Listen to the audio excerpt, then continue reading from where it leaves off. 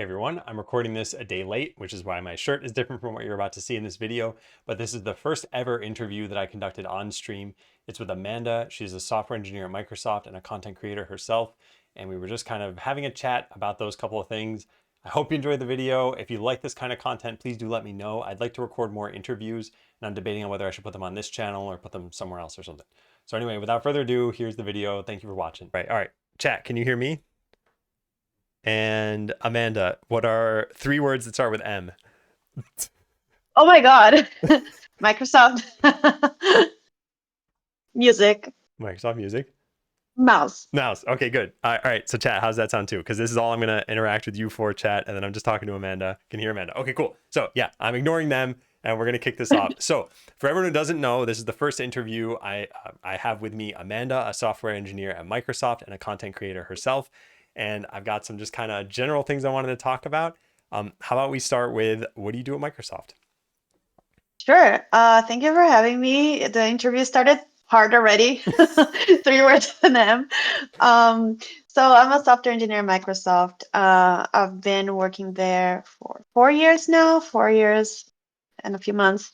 I started in performance, but it was like briefly, like 2 months. And then I moved to Microsoft Shopping. And now it's a bit of a mix of things that I'm doing, working on mobile and also featuring Skype. So yeah, since then I became like more interested in UX and doing a lot of work there. But I like to consider myself as a full stack engineer still. Okay, yeah. I'm just curious about building things. Yeah. So what got you into Microsoft? What led you there, both in terms of kind of your tech trajectory and also the company itself? Sure. So I'm from Brazil. This is where the accent comes from. And for those who are wondering, and while I was like an undergrad, like my university was not very big, so there was not like I really didn't know it was possible to be in a big tech. Oh, your cat. Yeah. I need to meet her. Okay. And I didn't know like it was possible at all. And I, a friend of mine that was also in the same university, she got this opportunity. It was kind of like a random thing, and she got the opportunity to do internship at Microsoft. And then she was the one that kind of uh, asked me to apply as well and gave me like the tips that she had and everything. So that's how I decided to apply on my last year of undergrad. And for those who doesn't know, depending on which year you are in your studies, like you'll be either qualified for internship or full time. And because I was in my last year, that I would not qualify for internship. Mhm. You'd be like full time, straight full time. Um, and so I applied and I interviewed. I went to the final rounds and I didn't pass. It was very tough. Because then I was like, oh, what am I gonna do now? Like and then I didn't have much like work opportunities that I was excited about, like compared to Microsoft, the other ones like in my local, like in my city was not very interesting. So I decided to continue studying. That's Mhm. then I started my master's degree, and then I was able to study more and like knew the mistakes I had done and fix them, try it again, and then I passed for the internship. So Okay. Okay. So do you yeah. place any blame on your friend for giving you tips that ended up not working out the first time? The thing is, she did all the good tips, but I could not apply them during Mm. the interview. So like at some point the tips are like consistent. Like if you search for tips for your interview, you've kind of start finding the same results. But the hard part is to apply them while you're nervous, while it's not your, like native language as well, while you have to also like you have another person in front of you that is giving you signals, like it can be very subtle, like just um I don't know, like anything would scare me. I was like, what does that mean? Does he like what I'm saying? Does not? Yeah. And so it was hard to apply the tips. But on the next round, then I was able to apply them, and it all worked well. Okay, well, so I'm curious, and I'm sure some people in chat are curious. What are some of those best tips that she gave you that were good? Okay, so my one of the best ones is like don't assume anything. Mhm. Um, so for example, on my first interview, and the person that was interviewing me even gave me that feedback in the end. I don't think interviewers are giving feedback anymore. Yeah. But at that time they were giving feedback, so that was good.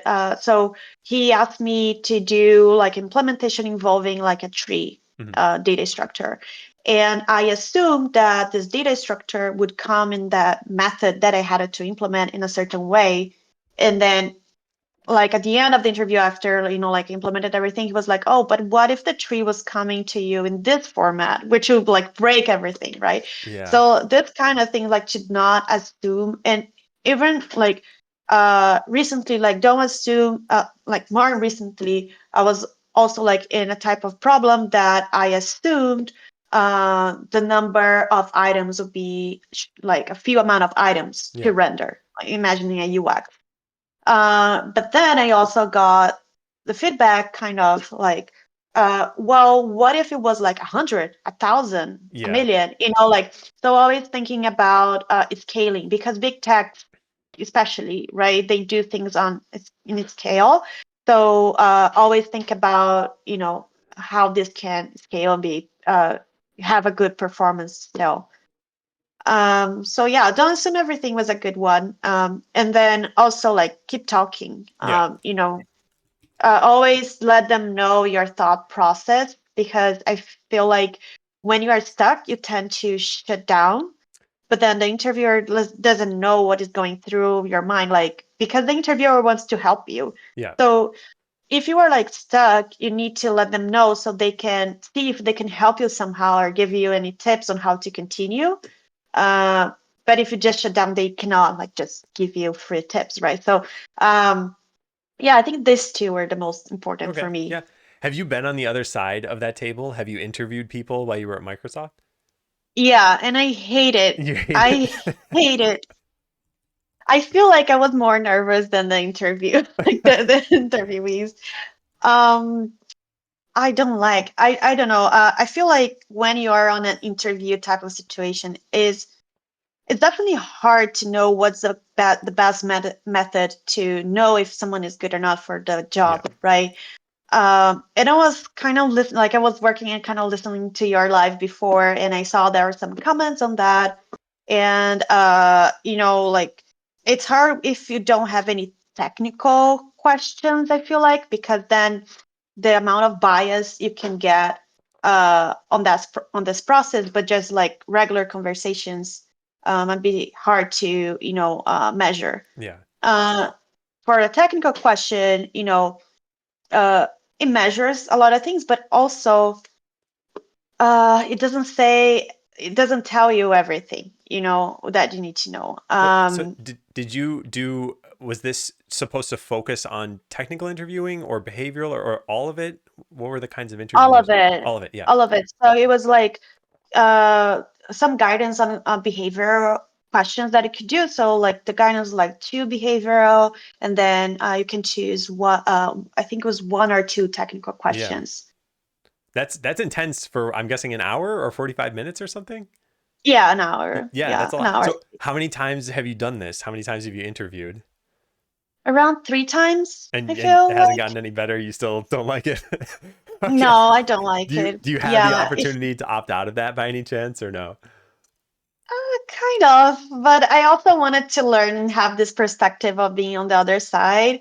And I just wanted to tell people, like, I'm just like you, because I feel like when you are interviewing, put the interviewer like on this pedestal, and it's like, uh, I mean, I was scared kind of my interviewers, but then on the other side, you're like, wait, like, this is not,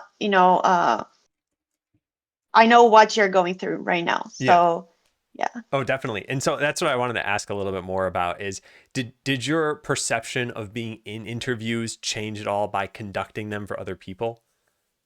Yeah, it did because uh I mean I feel like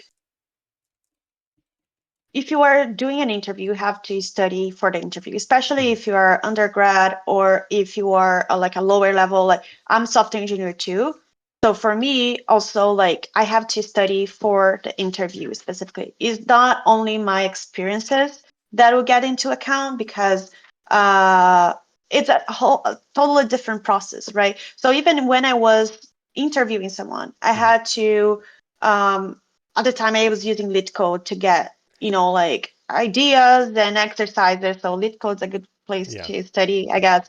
And then, like I would have to check other solutions. And, it's not like because I'm an interviewer, I can do those exercises the same way. So the interviewee can probably do those exercises better than me Yeah. if you're put side by side. But as an interviewer, I can get a better idea on thought process. So for me, that was the most important thing.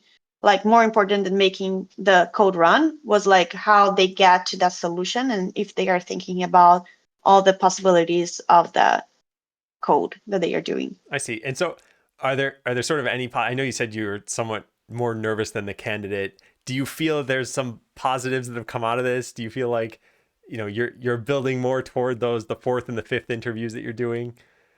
Oh, I mean, I don't know.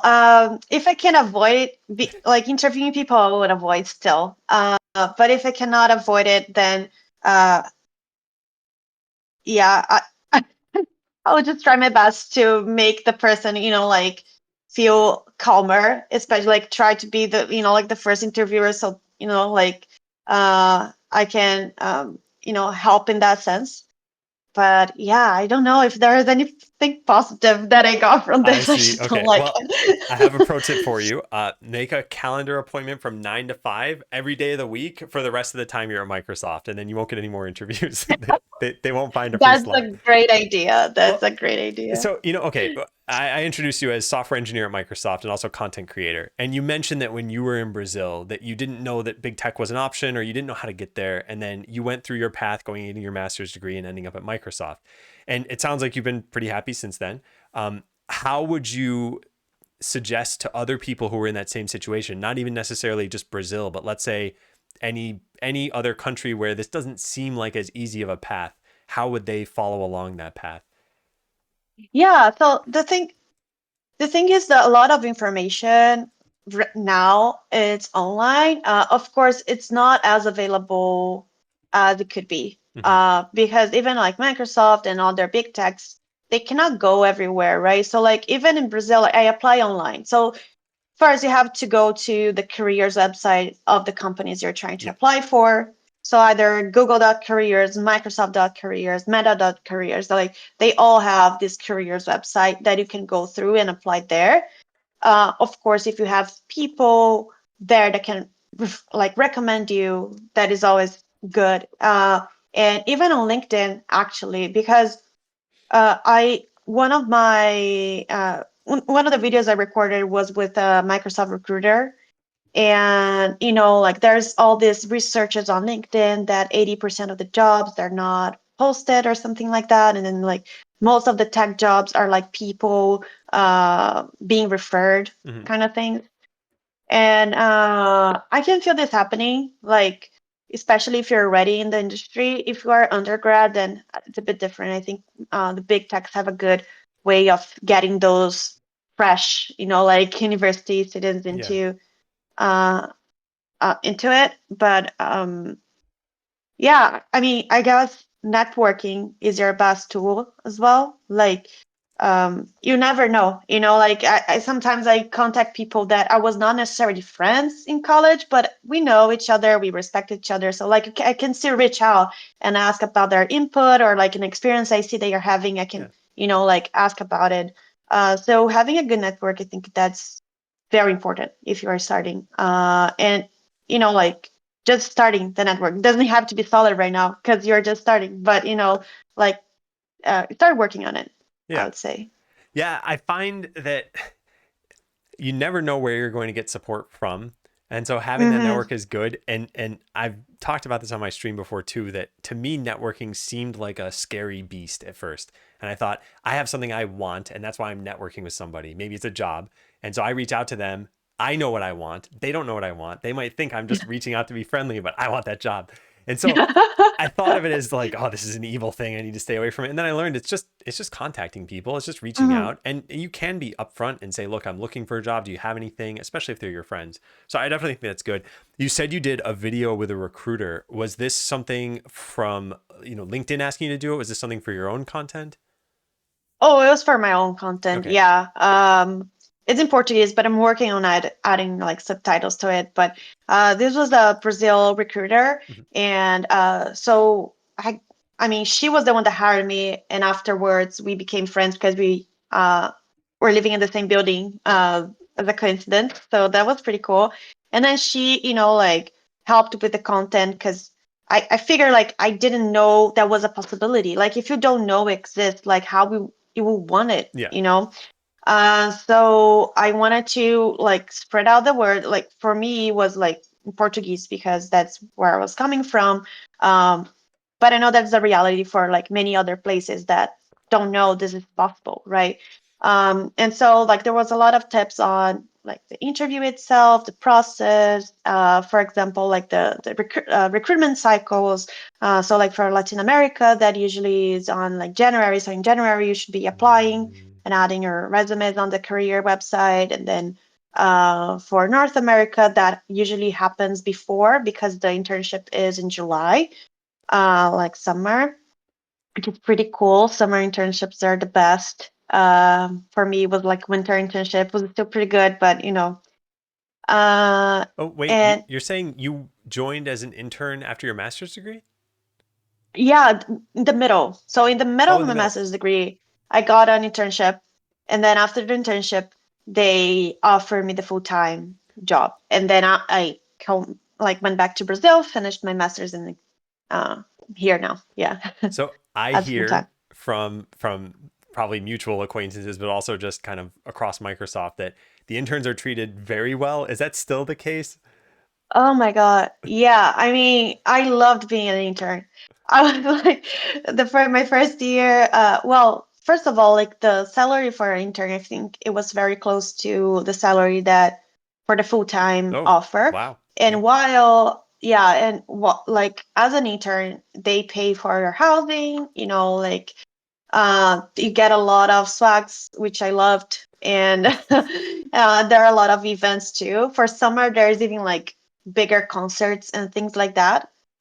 For winter, it's different. Like they cannot do a lot of things in that sense. But I got an Xbox, which I found was pretty cool. Like imagine, like I was like just I had a scholarship in my master's, and then like I came to my salary for the internship lasted me the entire year that year. So it was good.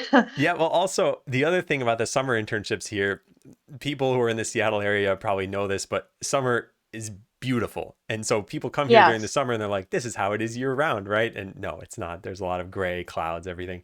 But yeah, I've heard that about giving out fancy gifts. I've heard of laptops. You got an Xbox.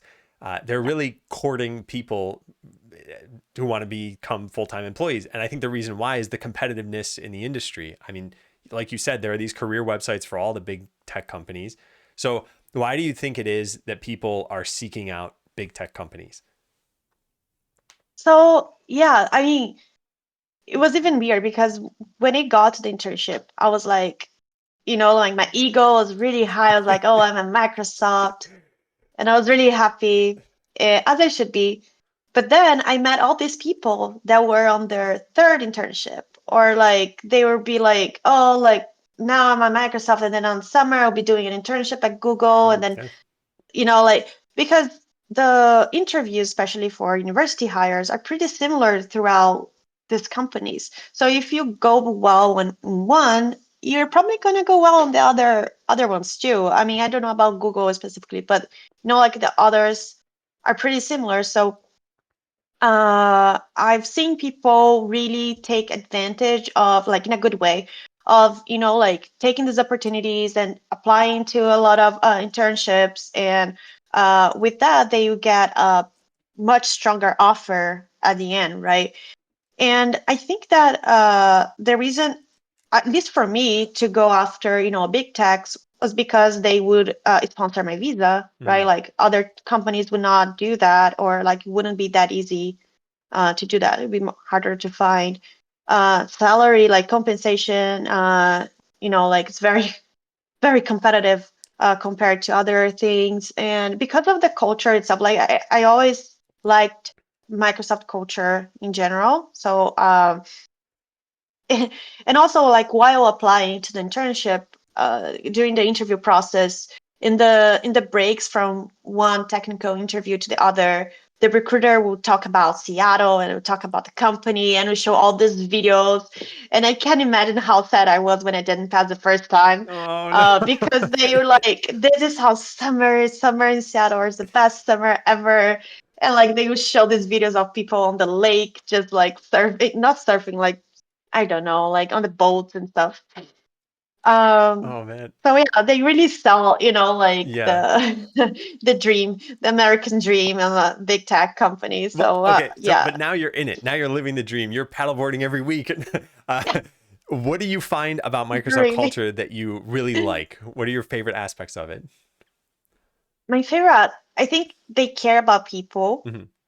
So I felt that's like from the recruitment until now. Like um, I don't, if I'm feeling well, let's say, oh, I have a headache, and I tell my manager that I have a headache. So like, oh, I have a headache. Maybe I won't be as productive today, or like, oh, I don't know.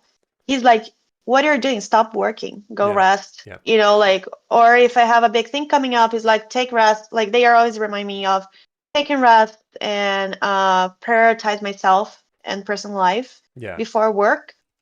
So I don't know if that is happens with all teams at Microsoft, but I got lucky, I guess, if not, because and even like I know teams are different, but the company in general, right? Like the values that they have on diversity, on inclusion, I really like that, and I see they try harder to respect all those values.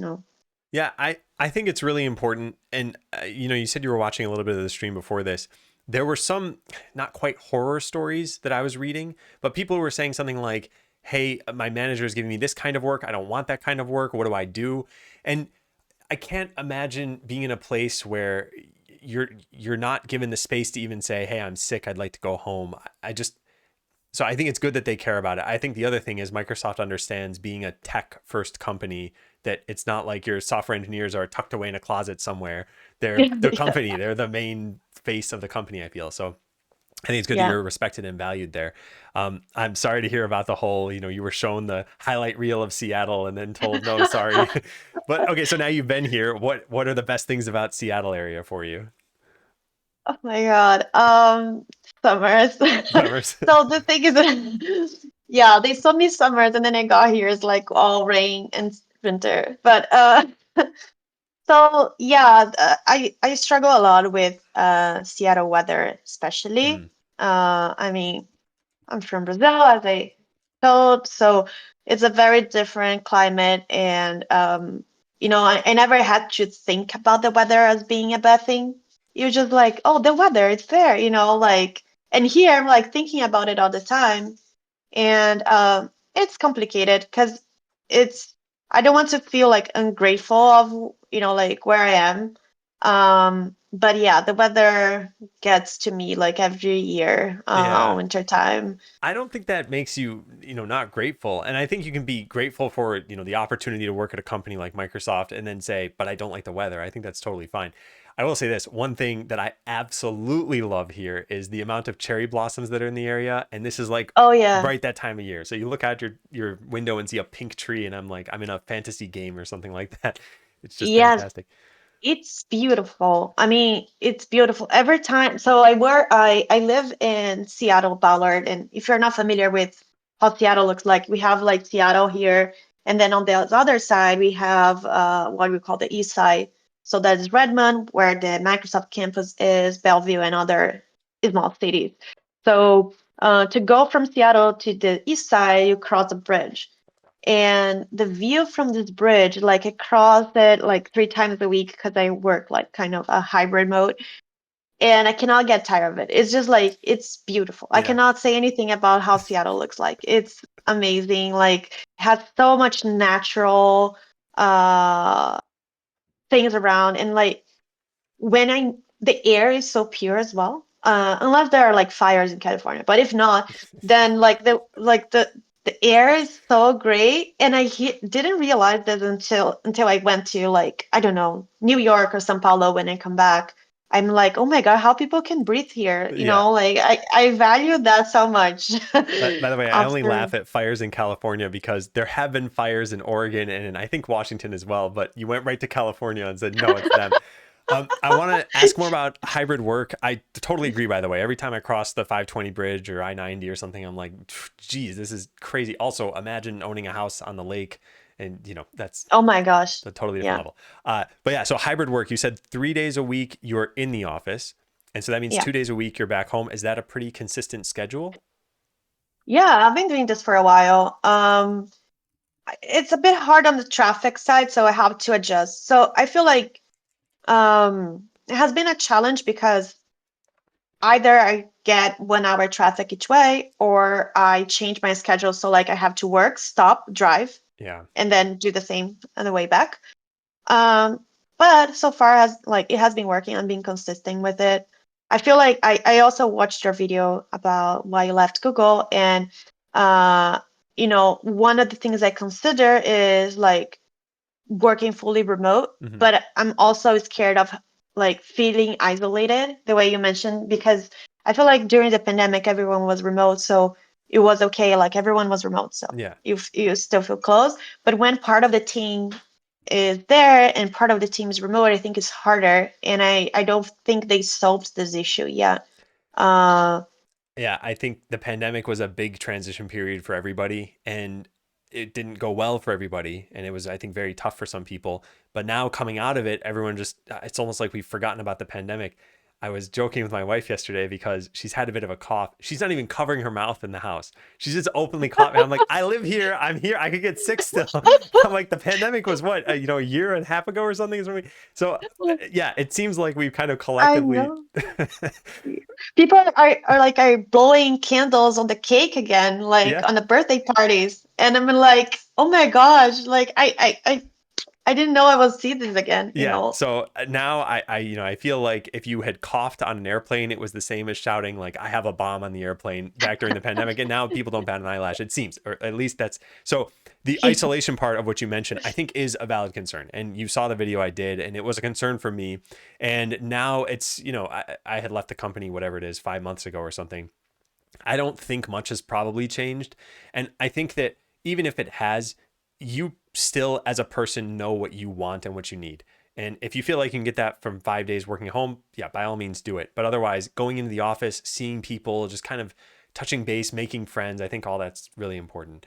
Um, I don't want to focus too much on the Hmm. Microsoft stuff. I want to ask you about your content. Now, I was doing research last night. I had my laptop, I had Instagram open, I had TikTok open, and I could understand Ooh. nothing. So there are two words that I understood out of all of your videos, and it was body doubling. So why don't you tell me about body doubling?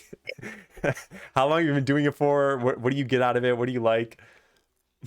Oh my gosh. It was like actually I didn't know about this before the book club. So like I've been part of a book club, and there like the members mentioned about body doubling. It's like, what is that? And Yeah. they're like, oh, we get together and we do things that we really don't want to do, but because like we are together, then it feels like less like boring to do.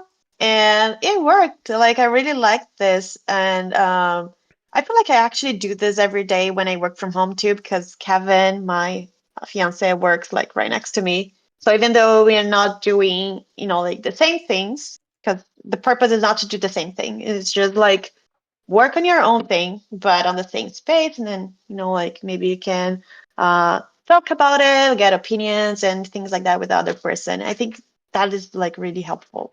So do you mostly body double with Kevin? I know that's probably your work situation. Okay, but you've done it with people, I'm guessing, in the book club and outside of this, and so what are the sort of boring activities that you consider? during body doubling? Adult stuff Adult for stuff. me. Yeah, I like being adult, but so like everything that goes from like paying bills to like figuring out the um, travel that you had to cancel and now you have to go back, like call the travel agency and get money back or something like that. Like all these things that just keep bugging you, but you never do it. Yeah. Yep. And I suppose that's fitting because if you did it on your own, you wouldn't need the body doubling for it. In the sessions I do, it tends to be the stuff that I feel like I need to be rallied to do. So, for example, I Mm-hmm. have a picture that I want to hang on the wall. I will probably never in my life hang that picture on my wall if someone else isn't there saying like, "Hey, you want some company?" So, Yeah. yeah, I get it. I think that's good. Things that don't have a due date usually are never done, Yeah.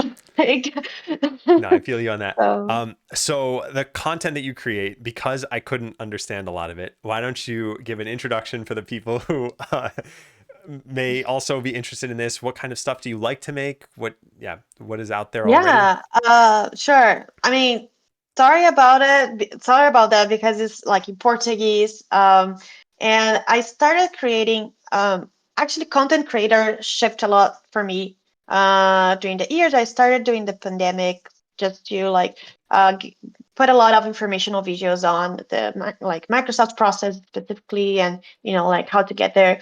Um, and then with time, I was like full of work. And I was like, I don't want to keep talking about technology even on my free time, Yeah. and then, but I still like technology. Like I love technology. And then I decided to shift it a little bit to be a more of a day in a software engineer kind of thing. So I Hmm. have like been doing a lot of very short vlogs, because like 1 minute vlogs and on every vlog I try to put some information there, like a tool that I'm using or a term, or like a process in the software engineering world that like it's common and maybe people don't know about. um, and yeah, now that things got a bit slower again in terms of work, like I'm thinking about going back to content. So I feel like I go back and forth with more informational content or more like content that you can just, like easily you can easily watch and like doesn't have a lot of information on it. Yeah. Yeah. I think Hmm. that's the beauty of making content while you are still gainfully employed, which is that Yeah. you can choose what you want to do. You can choose when you want to have a lull with the content or a flood of content if you want. How do you find the reactions to these things? Are people liking the new vlog style content? Are they asking about the tools or the things that you mentioned in there? Yeah. So I feel like the responses are being good for the vlogs. And but social media is tricky. Like sometimes they like the same content can have Yeah. different, like reactions and responses depending on like the time, depending on, like what's going on the social media at that time. And I feel like working and doing the content creation part is hard, because content creation, I feel like I mean you probably know right now, like it takes a lot of time to Yep. do it right, and then I sometimes I don't post for a while because I'm like, if I'm not doing something that I like, or like I won't do it.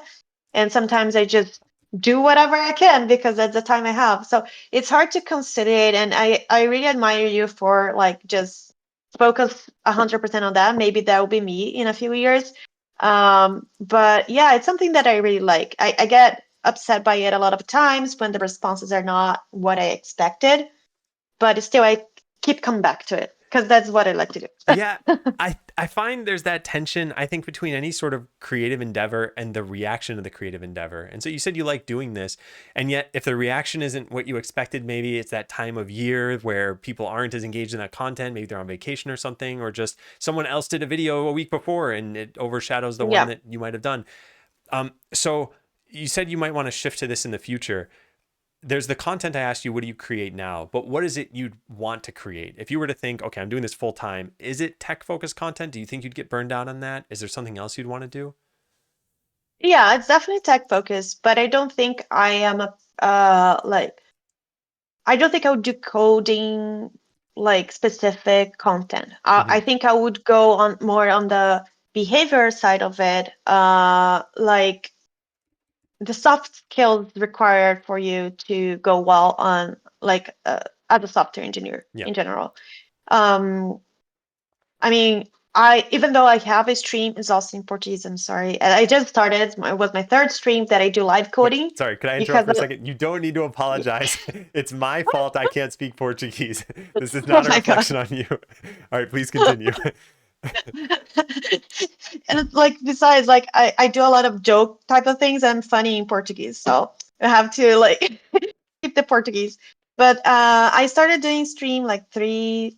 It was my third stream, so I just started on live coding, right? And then like getting back to live coding was like challenging, but I'm also enjoying a lot because I feel like when you're doing this kind of challenge, like the lead code exercises, you kind of I don't know. It feels like it's exercising your brain, like because you don't have to do it on a daily basis. Yeah. Like you don't have to think that hard Well, on a daily problems that you have. it's true, and Um, to some extent, I think that reflects on the interviewing process of where interviewing for a skill you don't necessarily do every day on your job.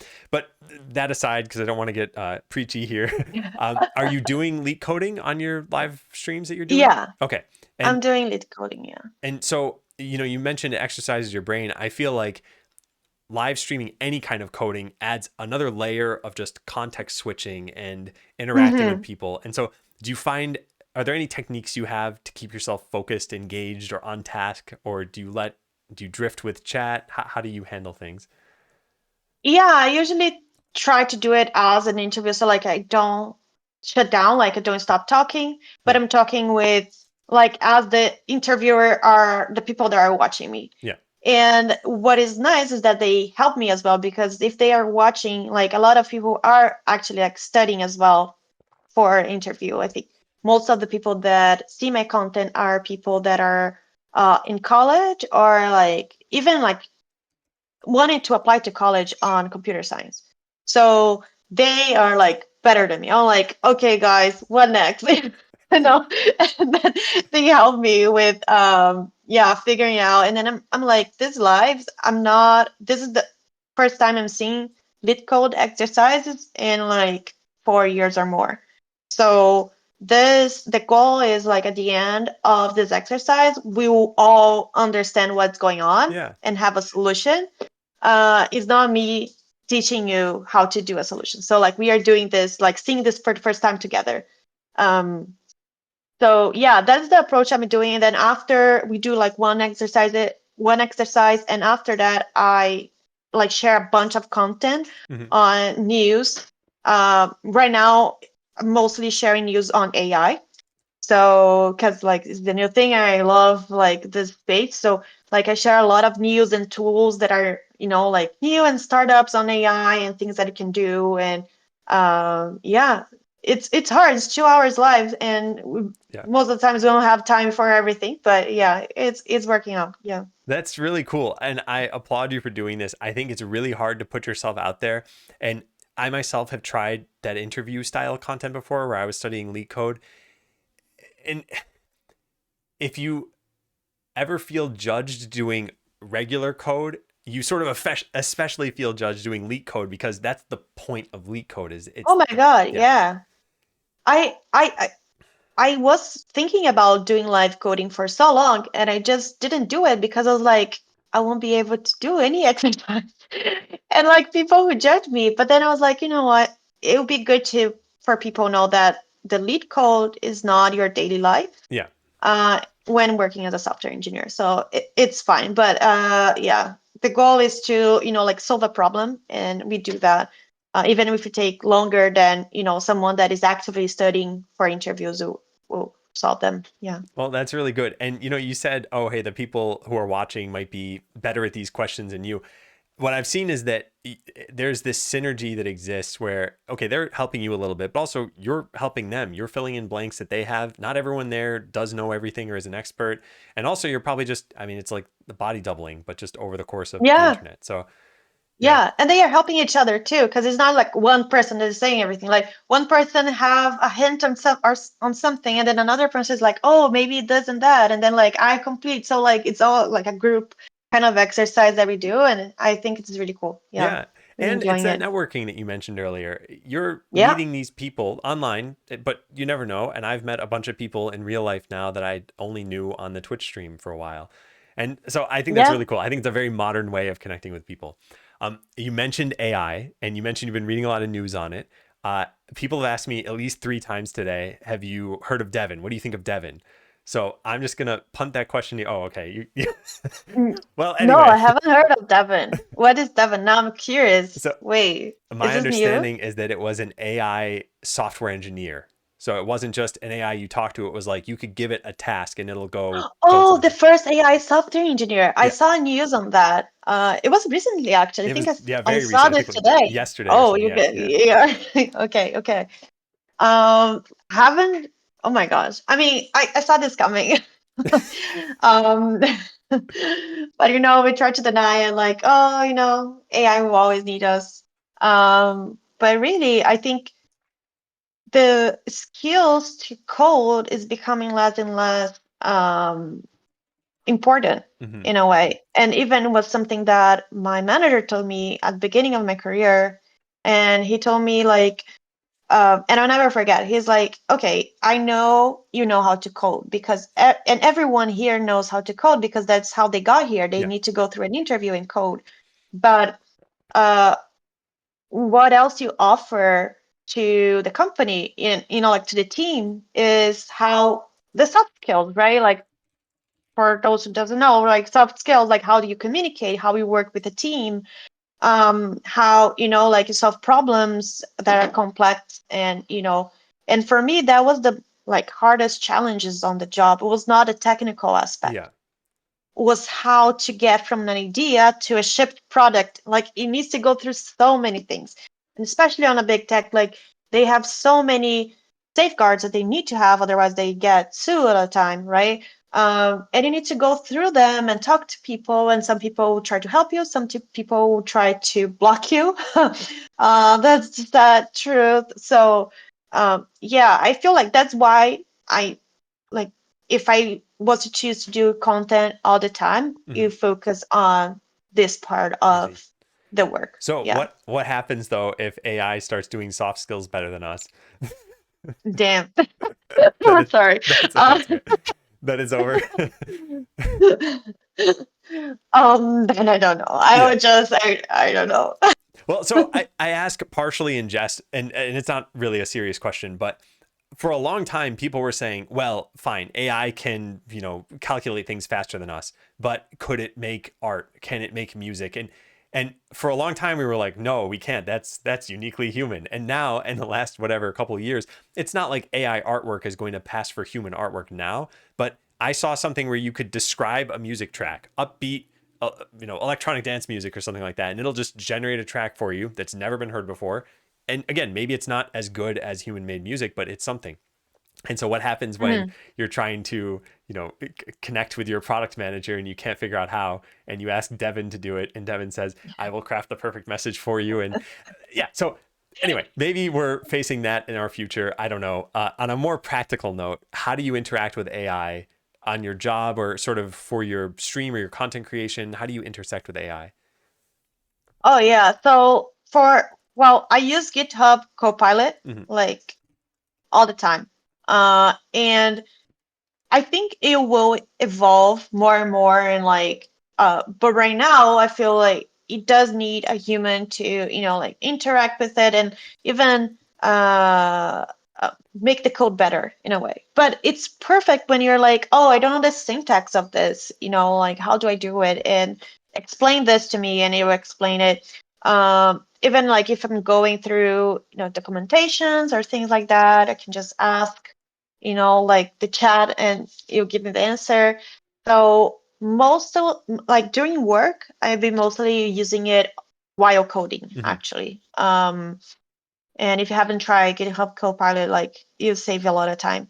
Especially like it saved me a lot of time on unit testing, because I like unit test was something that I would not like you, it's not my priority. It was never my priority coding, but I know the importance of it. So now I'm like, create a unit test file for the like unit test case for this file, and it creates it, and I just have to edit some things, and it's ready.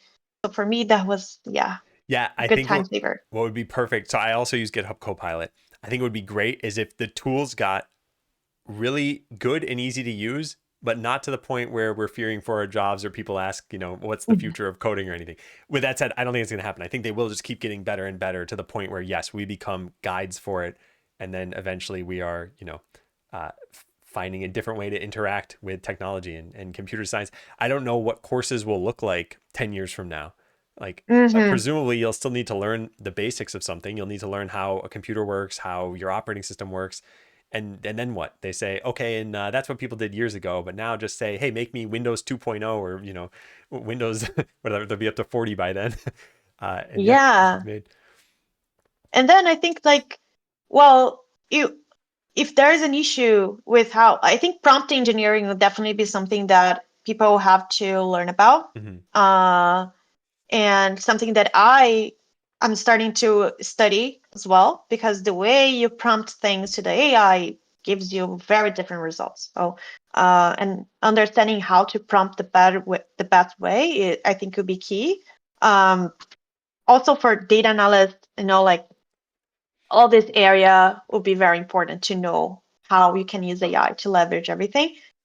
But I mean, yeah, I don't know what I was gonna get to this point, but No, I, um, I I hear you. I think there will still be jobs, and this is something I always kind of talk about, which is if AI destroys more jobs than it creates, then we have a problem. But if it creates jobs, yeah, then people will just need to adapt, and that's how technology has always changed humanity. yeah. So Oh, and I remember, sorry. Like if AI doesn't give you the prompt, like doesn't give the response to your like expecting, or would you know how to change the code to make it right? Because like if you just know how to interact with AI and don't know like the basic and the fundamentals, like you won't be able to fix it. yeah, And then maybe those professionals will be more valuable in the future, because they everything, like, and not just, I think it's the same thing as when those websites templates started, yeah. right? Like Wix or WordPress. Like now you can have these beautiful templates. You can just use it. You don't have to hire a software engineer to create a website. But still, so that shift, right? Like the way people were like working, and now like if you want like a very specific website, professional website, you still have to go through like someone that knows what you know web development. So yeah, I think it will be a shift, Yeah, but we'll have to adapt to, because we cannot go back now. So that's the thing. that's true. We can't just shut down all the AIs. We saw the movie Terminator. We know that that's not possible. Have you seen Hot Ones? It's an interview with Sean Evans. No, Okay. no. Well, he does an interview where he has the people there in person. It's not digital. And he's got a bunch of hot wings in front of him, and they get increasingly hotter, and the people he's interviewing are more honest as a result of the spiciness and them being focused on. But anyway, he finds these like super specific questions, and I don't have anything super specific. The closest I could get is that I know you like a Brazilian soda, guarana soda, right? Okay, Yes. what are the top two Brazilian foods I should try? Oh my God. Well, cheese bread for Cheese bread. sure, Yeah. which we have here in Seattle. Have you been to Quitanda? No, I haven't. Okay, we need to go there. Okay, that Okay. would be this the even before we go to Brazil, I have to try the cheese bread, the chicken cone, which also has in Quitanda, but in Brazil will be better, of course. And like the barbecue, the all you can eat barbecue places. I Yeah, think those those are three are, very popular. It's yeah, seemingly all over. So yeah, it seems like lots of countries export their barbecue to the US yeah, and see how they compete. yeah. And by the way, there's a segment of YouTube videos I stumbled on a while ago of people in other countries trying American barbecue for the first time. And those are very fun to watch. It was my, oh my God. I remember the first time I went to a barbecue. It was in Canada. And when I got the invite, I was like, barbecue, I don't know, Sunday, blah, blah. I was like, I didn't know what to expect. Hmm. Then when I got here there, I thought it would be like Brazilian barbecue. So Brazilian barbecue, you get the piece of like meat and like you salted it. It's usually just salt. We don't season it with like other types of, Yeah. things. And then you grill it. And I went there, it was like burgers and hot dogs and buns, and I was like, what's going on? This is not what I expected. So yeah, it's very different definitions of barbecue. I like that kind of culture shock because it wasn't unpleasant, I hope, but it was something different. No. And yeah, Yeah, yeah. yeah. I love burgers and hot dogs, but it was like I was not expecting for sure. Okay, so I want to shift for a second here. We still have some time, and I said that people could post questions on Discord, so I'm going to go pull from there. And there were two at least. So, one, any tips to get your name out there and impress possible employers? Well, I think be on LinkedIn. I think social media like plays a important role. Like even sometimes like manager will post they have open positions on LinkedIn, Hmm. and LinkedIn was something I was not used before. Like in Brazil, like it depends. Like Brazil culture in general doesn't use LinkedIn, so that for sure. If not LinkedIn, then any social media that you can, like put your name out there. And I think social media is very important right now. And networking, I think, like doing a good job. I think the thing that I don't regret is like on every like project or like thing that I've done in college and before that was like giving my best in all Hmm. of them. Even if they didn't feel like, oh, I don't like this is not important, just give your best because you never know. I will give just an example. Like I was interested in VR, and then my project to like finish my undergrad was related to VR. And a guy that was like not even in my class, he was like some years older than me. He reached out and was like, "Oh, I'm working on this product for this conference. It's VR and AR. I see you liked it. Are you interested?" And that product, I think it was a volunteer project to the SIGGRAPH conference, which is like the biggest computer science conference, computer graphics. And I was able to work there for 2 years and deliver like an app that people used in the conference. And I think that was my strongest project in my resume when I applied. So like you never know. Like just, do the things that you like, that you know that you're gonna like to spend some time with it and do something good. Because people like you don't know, but they are watching. Yeah. No, and I think that's great. I think these are the kinds of things that are fortuitous because you probably weren't thinking about that as a possibility when you got into your VR project. And yet it happened. And like you said, affected 2 years of your life, formed good resume fodder. And now you know about VR. And if you ever want to go and do something like that, you can. So yeah, I think Yeah. that's really good advice. The second question that we had here was, can you say what kind of projects you're working on right now and what kind of tech you're using? And then they mentioned something specific here. They said, uh, do you use like Golang for some projects or just .NET languages? So that's the languages and the technical things that I use on my daily job, something that I always get asked about. I but I feel like people ask because they want to know what to study on what is hot in the industry. So let me do the short answer. I've been working mostly with web-based technology, so TypeScript, JavaScript, CSS, HTML. But things always change, right? So at first, I started a project that was like plain JavaScript, well, TypeScript, and I could not use any libraries. And then I moved to a project that was heavy on React, so I have to learn React. And then now I'm working on mobile, so I have to go on like all the Android, Java, like and we also have C sharp. So no, we don't have Golang that they asked Mm. about, but uh, yeah, these are the technology I'm working like right now. But the thing is, don't get attached to technology. I think that's what my advice is. Yeah, I But agree. yeah, Stay flexible and just keep learning. I think that's the constants here. I'm going to ask you the hardest question now, Amanda. Are you ready? oh my God, Are you? Is it the one about the cat? If I like the cats. No. Okay. But I can ask you that too. How about that? We'll start with an easy one. Do you like cats? I do like Okay, cats. good. Then you've passed. The hardest question: what are the three words that started with M that you answered at the beginning of this interview? Mouse, Yes. music, Hmm. Good Microsoft. job. You answered in reverse order, but that's still good. So you reversed the linked Yeah. list and you answered the question. Flying Yep. colors. Excellent. Well, look, Amanda, do you have any closing thoughts? We're just about to wrap up here. Anything you want to say to my audience? Oh yeah, you want to plug your sites or anything? Totally fine. Whatever, anything you want to share. Well, I just want to thank you everyone for listening to me. And if you have more like questions, just like send on the Discord chat, or I think I have my Instagram somewhere, maybe in the chat as well. And yeah, if you want to DM me, feel free to do so. Like if it can be helpful in any way, just let me know. And thank you for your time. Well, that's very nice of you. And thank you, Amanda, for being here. I really enjoyed it. I hope you have a good rest of your day. You Yeah. too. Thank Take care. you. Good luck with the following interviews. Yeah. Excited to see the other ones. Yeah. Bye. Bye.